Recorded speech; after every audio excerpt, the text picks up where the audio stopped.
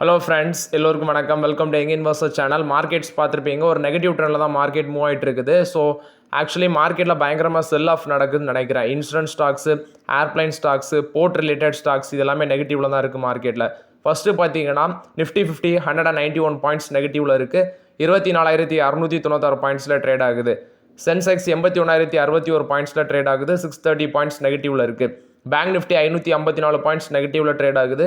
55,528 பாயிண்ட்ஸில் இருக்குது. Axis bank, ICICI bank, federal bank, IDFC first bank இது எல்லாமே ஒரு ஃப்ளாட் நெகட்டிவ் ரேஞ்சில் இருக்குது. Kotak Mahindra bank, HDFC bank, bank of Baroda, AU small finance bank இதெல்லாம் பார்த்தீங்கன்னா 1% மேலே நெகட்டிவில் இருக்குது. குறிப்பாட்டு Punjab national bank, IndusInd bank, state bank of India, Canara bank இதில் வந்து state bank of India, IndusInd bank, Punjab national பேங்க்லாம் 1.5% மேலே நெகட்டிவில் இருக்குது. கனரா பேங்க் பார்த்தீங்கன்னா 4% நெகட்டிவில் ட்ரேட் ஆகிட்டு இருக்கு. நேற்று கனரா பேங்க் வந்து 9,500 கோடி நாங்கள் ஃபண்ட் ரைஸ் பண்ண போகிறோம் அப்படின்னு சொல்லியிருந்தாங்க. பட் இன்னைக்கு 4% மேலே நெகட்டிவ் ட்ரெண்டில் தான் மூவ் ஆகிட்டு இருக்கு கனரா பேங்க். ஃபர்ஸ்ட் பார்த்தீங்கன்னா Bajaj finance. Actually stock price 1.5% நெகட்டிவில் தான் ட்ரேட் ஆகுது. 9,242 ரூபாய் ட்ரேட் ஆகிட்டு இருக்கு. பஜாஜ் ஃபினான்ஸில் இன்னொரு அப்டேட்னா மண்டே வந்து அந்த போனஸ் ஸ்பிளிட்டுக்கான ரெக்கார்ட் டேட்டு குறிப்பாட்டு 16ஆம் தேதி. ஸோ இன்றைக்கி தான் பார்த்தீங்கன்னா லாஸ்ட் சான்ஸு அந்த ஸ்டாக்கில் வாங்குறதுக்கு. பட் வாங்க அளவுக்கு அதில் வேல்யூஷன் நமக்கு ஃபேவராக இல்லை. ஸோ மண்டேங்கிறது வந்து பார்த்தீங்கன்னா உங்களுக்கு அந்த ஸ்ப்ளிட்டு எக்ஸ் போனஸ் டேட் வருது. ஸோ இன்றைக்கி தான் பார்த்தீங்கன்னா லாஸ்ட் சான்ஸ். இது பஜாஜ் ஃபினான்ஸை பொறுத்த வரைக்கும் அப்டேட்டு. பட் 1.5% நெகட்டிவ் ட்ரெண்டில் தான் ட்ரேட் ஆகிட்டு இருக்கு மார்க்கெட்டில். நெக்ஸ்ட் பார்த்தீங்கன்னா ஜோதி லேப்ஸ் கொடுத்த அப்டேட். இன்வெஸ்டர்ஸ் மீட் செட் பண்ணியிருக்காங்க. நிப்பான் லைஃப் இந்தியா, ஏஎஃப் அவங்களுக்கு கூட வந்து இன்வெஸ்டர்ஸ் மீட் வந்து செட் பண்ணியிருக்காங்க ஜூன் 17ஆம் தேதி. ஸோ இதில் வந்து கம்பெனியோட அடுத்த கட்ட strategy, financial performance, future growth இதெல்லாமே டிஸ்கஸ் பண்ணியிருக்காங்க. அது மட்டும் இல்லாமல் செபியோட ஃபேர் டிஸ்க்ளோஷர் ப்ராக்டிசஸ் இது எல்லாமே அந்த மீட்டிங்கில் வந்து டிஸ்கஸ் பண்ணுவாங்க. ஸோ அது மட்டும் இல்லாமல் ஸ்டேக் ஹோல்டர்ஸ் கூட ஒரு டிரான்ஸ்பரண்ட் கம்யூனிகேஷன் எப்படி கமிட் பண்ணுறது அது எல்லாமே டிஸ்கஸ் பண்ணுவோன்னு சொல்லியிருக்காங்க. அது மட்டும் இல்லாமல் நீங்கள் ஜோதி லேப்ஸில் என்ன கேட்டிங்கன்னா ஒரு ஆப்பர்ச்சுனிட்டி ஜோன் வந்துட்டா அப்படின்னு சொல்லி கேட்டுட்டு இருந்தீங்க ஜோதி லேப்ஸில். இன்றைக்கி மார்க்கெட்டில் பார்க்கும்போது 336 ரூபாய் ட்ரேட் ஆகிட்டு இருக்கு. பி ரேஷியோ 33 இருக்குது. அது மட்டும் இல்லாமல் இது பயங்கரமாக விழுந்திருக்கு. ஒரு 35% மேலே பார்த்தீங்கன்னா அந்த பங்கு விழுந்திருக்கு. 595 ரூபா ஹையாக இருக்குது அவங்களோட 50 ஹை. இப்போ 336 ரூபாய் ட்ரேட் ஆகுது. கிட்டத்தட்ட பார்த்தீங்கன்னா ஒரு 250 ருபீஸ் கிட்ட விழுந்திருக்கு இந்த பங்கில். என்னோட ஆப்பர்ச்சுனிட்டி எக்ஸ்பெக்ட் பண்ணுறது அட்லீஸ்ட் ஒரு பி ரேஷியோ 20-25 வரும்போது தான் இதில் பார்க்க முடியும்.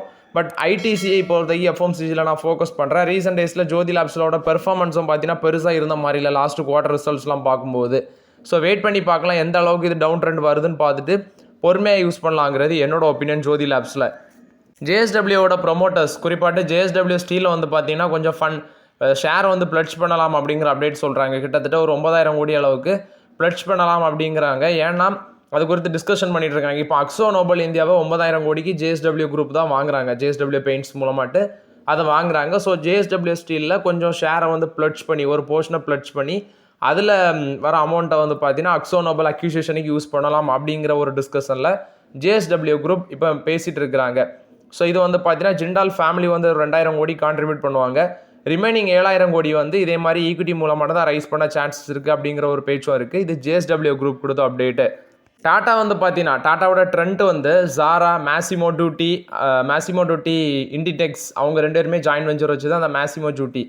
ஸோ ஆக்சுவலி ஜாராவில் வந்து பார்த்தீங்கன்னா ஸ்டேக்கை ட்ரிம் பண்ணியிருக்காங்க. அதே மாதிரி இந்த இண்டிடெக்ஸ் கூட வச்சுருந்த ஜாயின்ட் வெஞ்சர் மேசிமோ டூட்டிலையும் வந்து ஸ்டேக்கை நாங்கள் கம்மி பண்ணியிருக்கிறோம் அப்படின்னு சொல்லியிருக்காங்க. ஏன்னா ஜூடியோ அண்ட் வெஸ்ட் சைட் அவங்களோட ஓன் பிராண்டில் அவங்களோட பேஷன் குரூப்பை வந்து நாங்கள் எக்ஸ்பேண்ட் பண்ணுவோம் அப்படிங்கிற அப்டேட்டு கொடுத்துருக்காங்க. ஏன்னா ஓன் பிஸ்னஸை எக்ஸ்பேண்ட் பண்ணுறதுலாம் நாங்கள் ஃபோக்கஸ் பண்ணுறோன்னு சொல்லி ஜாராவும் அதே மாதிரி இந்த இண்டிடெக்ஸ் குரூப்பில் இருந்து பார்த்தீங்கன்னா எக்ஸிட் பண்ணியிருக்காங்க, ஸ்டேக்கை வந்து ட்ரிம் பண்ணியிருக்காங்க.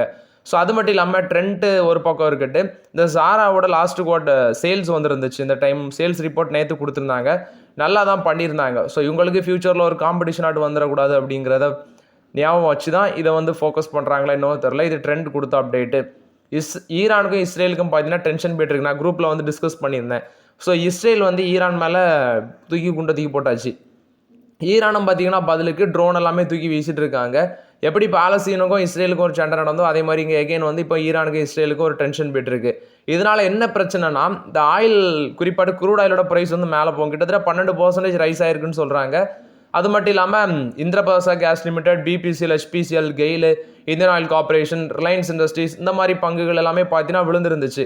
கிட்டத்தட்ட 4% விழுந்துருந்துச்சு. பட் ஆயில் இந்தியா, ONGC எல்லாம் கொஞ்சம் பாசிட்டிவ் ட்ரெண்டில் இருந்துச்சு. ஸோ ஆயில் மார்க்கெட்டிங் கம்பெனிஸுக்கு ஒரு நெகட்டிவ் அப்டேட்டாக இருக்கும். 78 ரூபா கிட்ட வந்துட்டு சொல்கிறாங்க. இந்த க்ரூட் ஆயிலோட ப்ரைஸ் பிரெண்ட் க்ரூடோட ப்ரைஸ் வந்து 78 ருபீஸ் வந்திருக்கு. இதனால இந்த க்ரூட் ஆயிலுக்கு இந்த ஆயில் மார்க்கெட்டிங் கம்பெனிஸ்க்கு ஒரு நெகட்டிவ் அப்டேட்டு. அது மட்டும் இல்லாமல் க்ரூடை மூலப்பொருளாக யூஸ் பண்ணுற companies, paint companies, tyre companies இவங்களுக்கும் பார்த்தீங்கன்னா ஒரு நெகட்டிவ் அப்டேட்டாக இருக்கும். ஸோ அது மார்க்கெட்டில் இன்றைக்கி இம்பாக்ட் ஆகிருக்குது. மாருதி சுசுக்கியோட ஜிம்மி அப்படிங்கிற ஒரு வெஹிக்கிள் லான்ச் பண்ணியிருந்தாங்க. அது லான்ச் பண்ணி பார்த்தீங்கன்னா கொஞ்ச நாள்லே 1,00,000 சேல்ஸ் அதை வந்து டச் பண்ணியிருக்குது. 2023 ஜூன் 7 அந்த டைமில் தான் அந்த மாருதியோட ஜிம்மியை லான்ச் பண்ணாங்க. இது ஒரு 5 டோர் அந்த பேசிஸில் தான் லான்ச் பண்ணாங்க. இப்போ வரைக்கும் பார்த்தீங்கன்னா ஏப்ரல் 2025 வரைக்கும் பார்க்கும்போது 1,02,024 யூனிட் சேல்ஸ் பண்ணியிருக்கு அப்படின்னு சொல்லி அப்டேட் கொடுக்குறாங்க. இது மாருதியோட ஜிம்னி மாடலை பொறுத்தவரைக்கும் அப்டேட்டு 1 lakh சேல்ஸ் வந்து பார்த்தீங்கன்னா டச் பண்ணியிருக்கு. அது மட்டும் இல்லாமல் எக்ஸ்போர்ட்டில் இந்த வெஹிக்கிள் வந்து 74% கான்ட்ரிபியூட் பண்ணுதுன்னு சொல்கிறாங்க.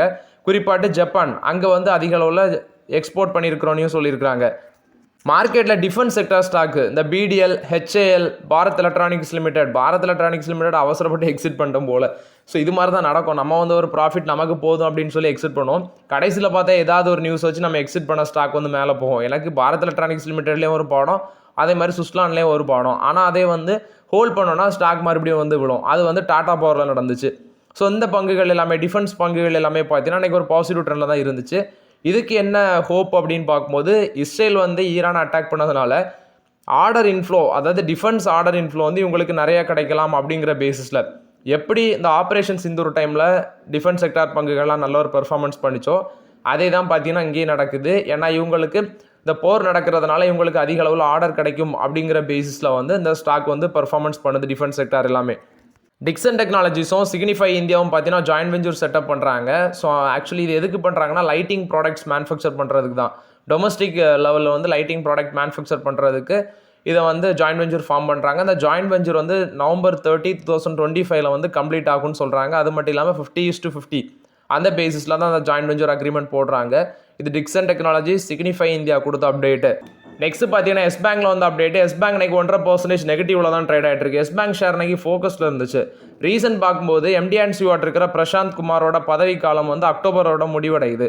ஆனால் ஒரு 6 month பீரியட் பார்த்தீங்கன்னா எக்ஸ்டென்ஷன் கொடுத்துருக்காங்க. இவருக்கு டென்யூரை வந்து எக்ஸ்டென்ஷன் பண்ணுறாங்க ஒரு 6 மாதத்துக்கு. இது வந்து பார்த்தீங்கன்னா எஸ் பேங்க்ல வந்து அப்டேட். இப்போ கரண்டாக இருக்கிற MD & CEO பிரசாந்த் குமாருக்கு 6 மாதம் ஒரு எக்ஸ்டென்ஷன் கொடுத்துருக்காங்க. ஜூப்ளியன்ட் ஃபார்மாவோட போர்டு வந்து அப்ரூவல் கொடுத்துருக்காங்க. அவங்களோட API பிஸ்னஸை வந்து சப்சிடரி ஜூப்ளியன்ட் பயோசிஸுக்கு சேல் பண்ணுறதுக்கு போர்டு வந்து பார்த்தீங்கன்னா அப்ரூவல் கொடுத்துருக்காங்க. ஸோ இந்த API டிவிஷன் மட்டுமே 609 கோடி ஃபினான்ஷியல் 25ல் டர்ன் ஓவர் பண்ணியிருக்கு.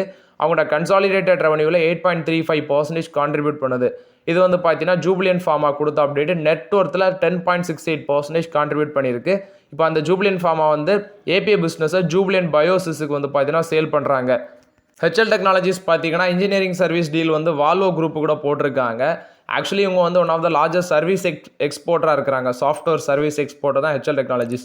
இப்போ ஷெட்டிஸ் ட்ரக் மேக்கராக இருக்க வால்வோ குரூப் கூட இது பார்ட்னர்ஷிப் போட்டிருக்காங்க. எதுக்குன்னு பார்க்கும்போது இன்ஜினியரிங் சர்வீஸ் ப்ரொவைட் பண்ணுறதுக்கு வேண்டி $1 billion ஒர்த் ஆஃப் ப்ராஜெக்ட் வந்து பார்த்தீங்கன்னா போன மாதம் போட்டிருந்தாங்க வால்வோ ப்ராஜெக்ட்ஸ். அதுவும் வந்து கிட்டத்தட்ட கம்ப்ளீட் ஆயிருக்கு அப்படின்னு சொல்லி HL டெக்னாலஜிஸ் அப்டேட் கொடுத்துருக்காங்க. ஸோ இப்போ மறுபடியும் பார்த்தீங்கன்னா இன்ஜினியரிங் சர்வீஸ் பண்ணுறதுக்கு வேண்டி வால்வோ குரூப்பு கூட HL டெக்னாலஜிஸ் பார்ட்னர்ஷிப் போட்டிருக்காங்க. டாரண்ட் பவர் வந்து 300 மெகாவாட் வின் ப்ராஜெக்ட் வந்து SCCI அவங்கள்ட்ட வந்து வின் பண்ணியிருக்கிறாங்க. 2650 கோடி worth of project. Actually solar energy corporation of India அவங்கள்ட்ட தான் வின் பண்ணியிருக்கிறாங்க. இதோட எஸ்டிமேஷன் 2650 கோடி. பஜாஜ் ஃபினான்ஸ் வந்து இந்த டெபாசிட் ரேட்டை கட் பண்ணியிருக்காங்க. அது மட்டும் இல்லாமல் சீனியர் சிட்டிசனுக்கு இருந்த சில பெனிஃபிட்டையும் நீக்கியிருக்காங்க. 60 basis point deposit rate cut பண்ணியிருக்காங்க. சீனியர் சிட்டிசனுக்கு 35 பேசிஸ் பாயிண்ட் பார்த்தீங்கன்னா கட் பண்ணியிருக்கிறாங்க அப்படின்னு சொல்லிடுறாங்க. இது வந்து ஸ்பெஷல் டென்யூர் 18 மாதம், அது இல்லாமல் 33 மாதம் அந்த டெபாசிட்டுக்கு வந்து குறைச்சிருக்கிறாங்க. இது பஜாஜ் ஃபினான்ஸ் கொடுத்த அப்டேட்டு. ஜியோ பிளாக்ராக் வந்து ரிஷி கோலியை வந்து ஹையர் பண்ணுறாங்க. அவங்களோட CIO பொசிஷனுக்கு, சீஃப் இன்வெஸ்ட்மெண்ட் ஆஃபீஸர் பொசிஷனுக்கு 3rd quarterலேருந்து அவரை ஹையர் பண்ணுவாங்க. ஸோ அவரோட வேலையை 3rd quarterலேருந்து ஸ்டார்ட் பண்ணுவாங்க அப்படின்னு சொல்கிறாங்க. ஸோ இவர் வந்து பார்த்தீங்கன்னா இன்கரெக்ட் கேபிட்டல் அங்கே எல்லாமே ஒர்க் பண்ணவர். அவெண்டர்ஸ், ப்ரோ அல்ஃபா கேபிட்டல் இங்கெல்லாமே பார்த்தீங்கன்னா ஒர்க் பண்ணவர். ஸோ இப்போ வந்து ஜியோ பிளாக்ராக் அதை அவரை எடுக்கிறாங்க அங்கே வேலைக்கு.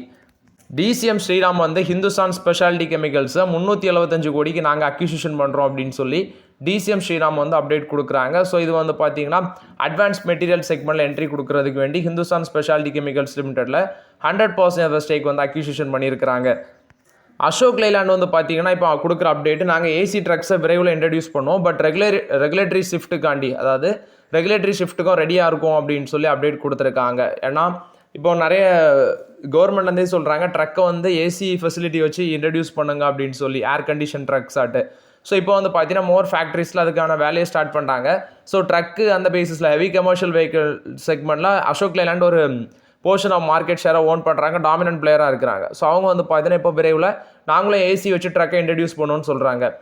ஃபாக்ஸ்கான் வந்து இந்தியாவில் மேக் பண்ணுற 97% ஆஃப் ஐஃபோன் வந்து பார்த்தீங்கன்னா யூஎஸ்க்கு தான் எக்ஸ்போர்ட் பண்ணுறாங்க. ஸோ ட்ரம்போட டேரிஃபே டேக்கிள்ஸ் பண்ணியிருக்காங்க. இப்போ பார்க்கும்போது மார்ச் டு மே அந்த காலகட்டத்தில் மட்டுமே $3.2 பில்லியன் ஒர்த் ஆஃப் ஐஃபோன் வந்து பார்த்தீங்கன்னா இந்தியாவில் வந்து எக்ஸ்போர்ட் பண்ணியிருக்காங்க. கிட்டத்தட்ட 97% வந்து யுனைடெட் ஸ்டேட்ஸுக்கு எக்ஸ்போர்ட் ஆயிருக்கு. அது 2024 50.3% தான் இருந்துச்சு. பட் இப்போ வந்து பார்த்தீங்கன்னா 97% இன்க்ரீஸ் ஆயிருக்கு. ஸோ இது ஃபாக்ஸ்கான் இந்தியாவில் வந்து ஐஃபோன் யூஎஸ்க்கு அதிகப்படியாட்டு எக்ஸ்போர்ட் பண்ணியிருக்காங்க. நோவோ நார்டிஸ்க் கொடுத்த அப்டேட்டு லேட் ஸ்டேஜ் ட்ரையல்ஸ், குறிப்பாட்டு ஒபிசிட்டி ட்ரக்ஸ் அந்த அமிக்ரெட்டின் நெக்ஸ்ட் இயர் பார்த்தீங்கன்னா லேட் ஸ்டேஜ் ட்ரையலை வந்து ஸ்டார்ட் பண்ண இருக்கிறதாட்டு நோவோ நார்டிஸ்க்கு வந்து அப்டேட் கொடுத்துருக்காங்க. இது ஒரு வெயிட் லாஸ் ட்ரக்கு ஆமிக்ரெட்டின். இது வந்து இன்ஜெக்ஷன் ஓரல் ஃபார்ம்ஸில் இருக்கும்.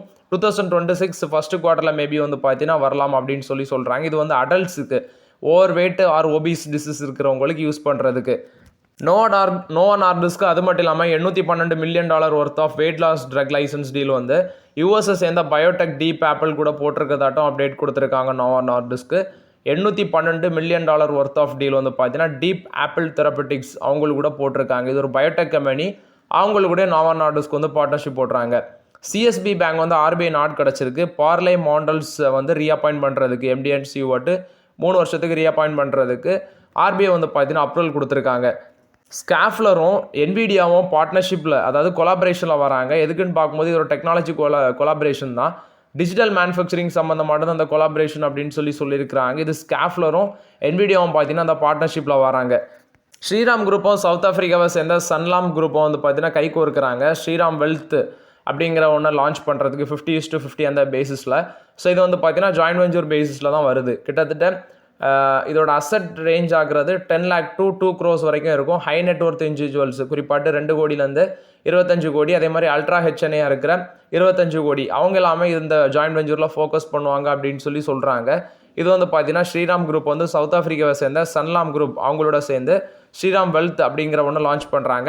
இந்தியாவில் டாப் 10 சிட்டிஸில் லான்ச் பண்ணிவிட்டு அது போக ஒரு 20 சிட்டிஸில் நெக்ஸ்ட் இயரில் எக்ஸ்பேண்ட் பண்ணுவாங்க Tier 2 Tier 3 மார்க்கெட்ஸில். இது அசட் அண்டர் மேனேஜ்மெண்ட் வித்தின் 5 yearsல 50,000 கோடி அச்சீவ் பண்ணுவோம் அப்படிங்கிற அப்டேட்டும் ஷேர் பண்ணியிருக்காங்க. இன்டர்குளோப் ஏவியேஷன் வந்து $1 பில்லியன் பிளாக் டீல் விரைவில் இன்டர்குளோப் ஏவியேஷனில் நடக்கும்னு சொல்கிறாங்க. குறிப்பாட்டு ராகேஷ் கேங்வால் வந்து ஸ்டேக் சேல் பண்ணலாம் அப்படிங்கிற அப்டேட்டும் சொல்கிறாங்க. ராகுல் பாட்டியா வந்து 4% ஸ்டேக் சேல் பண்ண சான்சஸ் இருக்குது $1 பில்லியன் அளவுக்கு. ஸோ கரண்ட் ஸ்டேக் வந்து 35.7% இருக்குது. 32% ட்ராப் ஆகலாம் அப்படிங்கிற அப்டேட்டும் இருக்குது. ஏன்னா போன வருஷம் ஜூனில் வந்து பாட்டியா வந்து 2% வந்து பார்த்தீங்கன்னா ஸ்டேக் சேல் பண்ணாங்க. இப்போ விரைவில் வந்து பார்த்தீங்கன்னா பண்ணலாம் அப்படிங்கிற ஒரு அப்டேட்டும் இருக்குது. ஐசிஐசிஐ பேங்கும் அதே மாதிரி டிஎம்சினா டாடா மெமோரியல் சென்டர், இவங்க வந்து பார்த்தீங்கன்னா ஒரு நியூ கேன்சர் பிளாக் வந்து ஹோமி பாபா கேன்சர் ஹாஸ்பிட்டலில் வந்து லான்ச் பண்ணியிருக்கிறாங்க.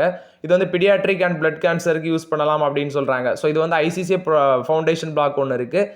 கிட்டத்தட்ட 550 கோடி பார்த்தீங்கன்னா ஃபண்ட் பண்ணி 215 பெட்ஸு 3000 பேஷண்ட்ஸ் வந்து ஆனுவலி ட்ரீட்மெண்ட் எடுக்கலாம் அப்படிங்கிற ஒரு அப்டேட்டு கொடுத்துருக்காங்க. இது வந்து ஐசிசிஐ பேங்கும் டாடா மெமோரியல் சென்டரும் பார்த்தீங்கன்னா அந்த நல்ல காரியத்தை பண்ணியிருக்கிறாங்க. பிரிட்டானியா இண்டஸ்ட்ரீஸும் இன்வெஸ்டர்ஸ் மீட்டை வந்து ஜூன் 19 ஹோல்ட் பண்ண இருக்கிறதாட்ட அப்டேட் கொடுக்குறாங்க. ஸோ அதுலேயே சில முடிவுகள் எல்லாமே எடுப்பாங்க. இது பிரிட்டானியா இண்டஸ்ட்ரீஸ் கொடுத்த அப்டேட்டு. நிப்பான் இந்தியா மியூச்சுவல் ஃபண்ட் வந்து பார்த்தீங்கன்னா கிராம்ப்டன் கிரீவ்ஸில் வந்து 7.07% அவங்களோட ஸ்டேக்கை இன்க்ரீஸ் பண்ணியிருக்காங்க. இது வந்து கிராம்ப்டன் கிரீவ்ஸை பொறுத்த வரைக்கும் அப்டேட்டு. ஏர் இந்தியாவும் ஸ்பைஸ் ஜெட்டும் பார்த்தீங்கன்னா பொட்டன்ஷியல் இன்சூரன்ஸ் ப்ரீமியம் ஹைக்கை ஃபேஸ் பண்ணலாம். ஏன்னா இப்போ இந்த கிராஷுக்கு அப்புறம் அவங்க அதை ஃபேஸ் பண்ணலாம், இன்சூரன்ஸ் ப்ரீமியம் ஹைக்கு அப்படிங்கிற ஒரு அப்டேட்டும் இருக்குது. 2026 காஸ்ட்டை வந்து 20% 100% வரைக்கும் ஏர் இந்தியாவும் ஸ்பைஸ் ஜெட்டும் பார்த்தீங்கன்னா பொட்டன்ஷியலி இன்க்ரீஸ் ஆகணும் அப்படின்னு சொல்கிறாங்க. ஏர்லைனோட பட்ஜெட் வந்து ஏர்ஃபேர்ஸுக்கு 2 to 5% வரைக்கும் இன்க்ரீஸ் ஆகும்னு சொல்கிறாங்க.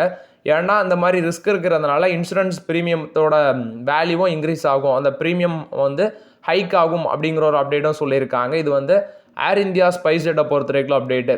ஸோ ஓகே ஃப்ரெண்ட்ஸ், ஆக்சுவலி இந்த வீடியோவில் சில இம்பார்ட்டன்ட் அப்டேட்ஸ் எல்லாமே டிஸ்கஸ் பண்ணோம். இந்த வீடியோ உங்களுக்கு பயனுள்ளதாக இருக்கும்னு நினைக்கிறேன். பயனுள்ளதாக இருந்துச்சுன்னா லைக் பண்ணுங்கள், சப்ஸ்கிரைப் பண்ணுங்கள், கமெண்ட் பண்ணுங்கள். Okay friends, thank you.